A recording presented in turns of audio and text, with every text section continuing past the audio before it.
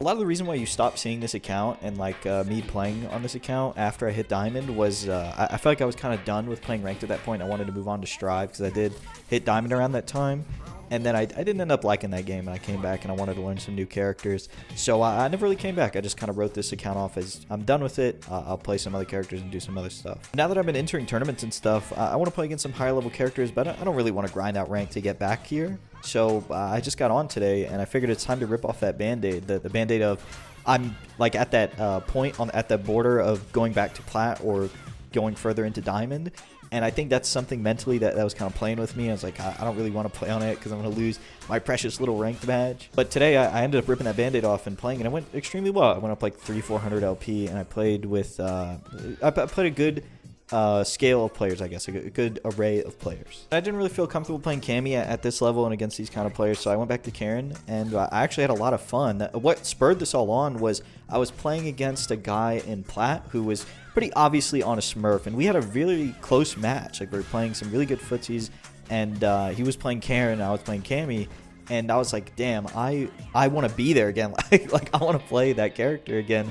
And I want to get the damage that he gets for these confirms and play some really good footsies, have some better ground game tools rather than like better air tools. Like Cammy has a dive kick and the DP and everything. But you kind of sacrifice those ground tools when you pick her so you can have the better air tools. And I just feel like I wasn't using them very well, so I went back to playing some Karen for the day. And I'm really glad that I did. I think in some ways it did boost my confidence a little bit more playing against some higher ranked players. Even if it doesn't really matter too much, rank doesn't really matter in your eyes, and it shouldn't matter in my eyes as much as it does. But seeing that I can still beat people at that level and hold my own is really satisfying, and I really enjoyed playing my main character again. Because I'm playing in Diamond and on this account again, like I don't really care about any ranks past Diamond. That was like my big goal. If you remember, I did make a video where I hit Diamond, I explained everything and all the work that went into it, and how much I grinded. But once I got there, I really didn't care to go any further. So the LP and the rank and everything don't weigh too heavily on my mind anymore, like when I'm playing, you know. As well as the added benefit that because when you get to that rank, when you get to Diamond, it'll match you against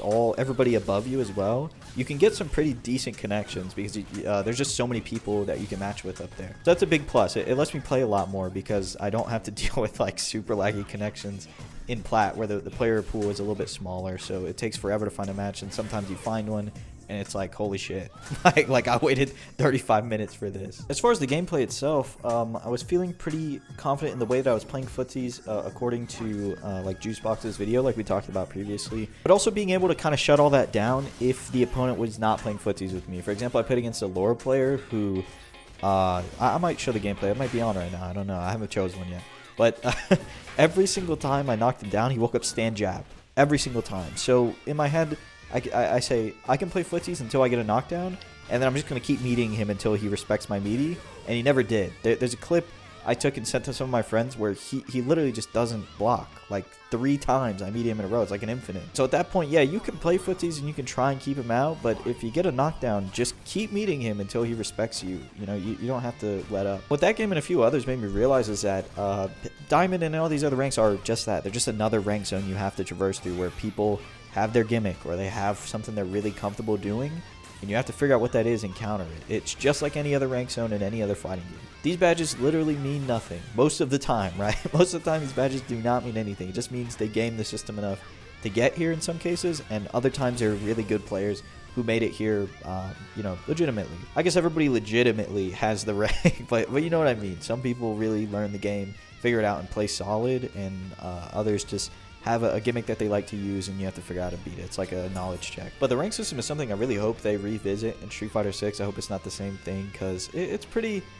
like kind of poor. I think it's kind of lazy, to be honest, because at some point it just kind of carries you up the rank ladder. Once you hit Diamond, and if, like, for example, I beat an Ultra Diamond player, I get like 145 points. So if I win 2 games in the set, I'm up like 290 LP. It's like it's made to be abused and then inflate your rank. That's what I feel like. Because on the flip side of that, if I lose to a Ultra Diamond, Grandmaster, whatever player, I only lose like 35 LP. I think maybe 25 if I lose to a Grandmaster. I don't know. It's just a really weird system, and I wish it had some more meaning to it as far as like player achievement. You know, like in League of Legends, for example, if you hit Challenger, people know that you grinded to get there. You're like one of the best on the server, and you continuously play the game to keep your rank within every, I don't know, I think it's like a week cycle or 24-hour cycle. It refreshes. So to a lot of people, that means something. It means that you, one, you still play the game, because there are a lot of inactive players who are really high ranks, but one means that you still play the game, and two, you're actually really good because you had to beat out everybody else to claim one of those like top 100 spots. I think it's 100 people that are challenger, and it refreshes all the time. Also, the fact that sometimes like Riot, I remember on the super server over in China when they brought like